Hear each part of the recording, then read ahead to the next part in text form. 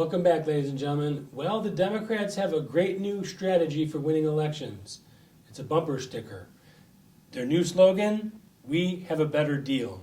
All they had to do is come out with a better plan and better policies, and possibly they could win elections. But a better deal, is this the most ridiculous thing that you've ever heard of?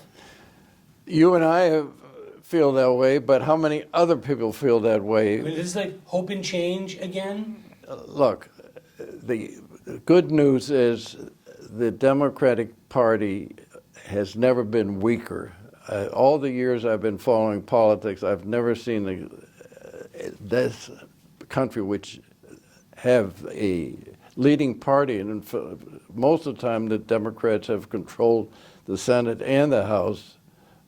You can go back, and 2/3 of the time, all the way back to Roosevelt, they were in charge, but there always were some really keen people in that party who knew how to get the job Well, done. somebody like JFK would not be a Democrat today. No. They wouldn't allow him in today.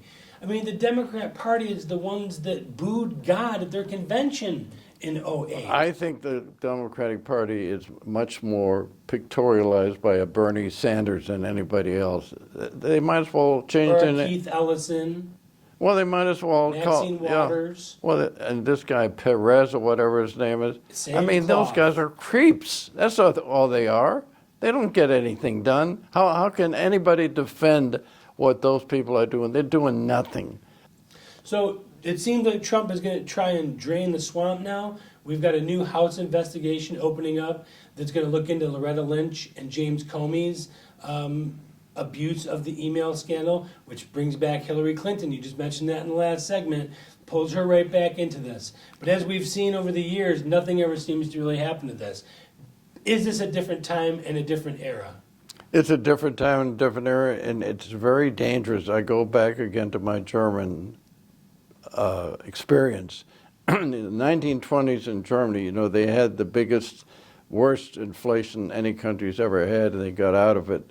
But then again, you had the fight between the communists and the socialists, and Hitler. They weren't even thinking about it until the Germans had to start paying back the loans that they took from the United States during the early part of the Depression.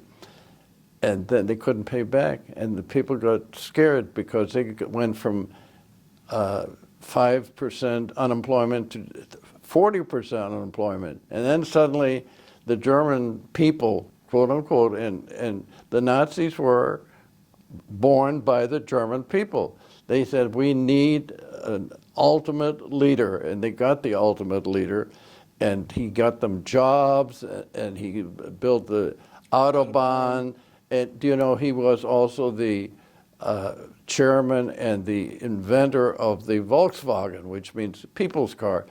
He also rebuilt this infrastructure of Germany so they could fight a two-front war. The man was a monster, no question about it. Now they're finding out the most horrible things he did. But the point was, when people get desperate, they'll go with anybody. And when things swing too far one way or the other way, it always comes back more robust. The 20s was a great time for the Germans.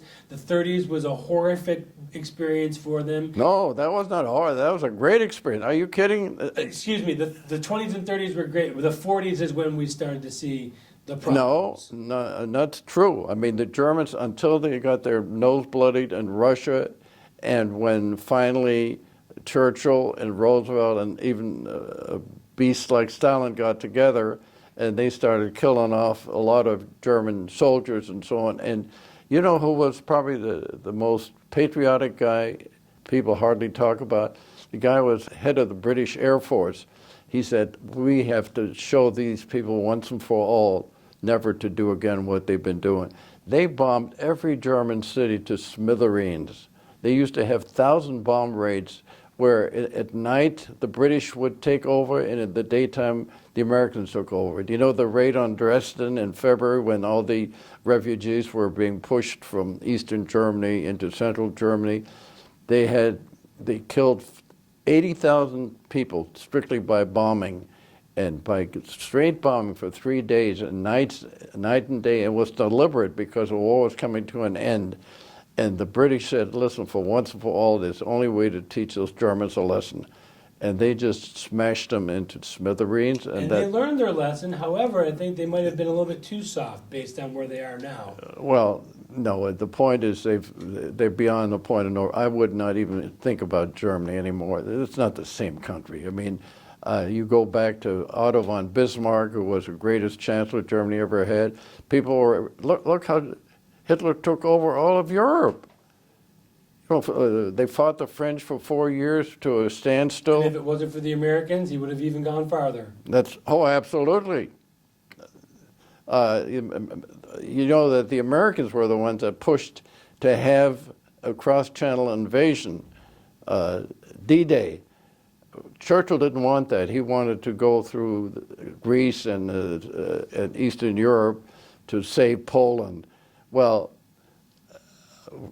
Truman said at the time, listen, we've got to stop the Russians. If we don't, they're going to take over not all of Europe. They'll be standing in the channel, and then the game will be lost. That's the only reason why we decided to have D-Day, which Eisenhower thought we had a pretty good chance of not winning.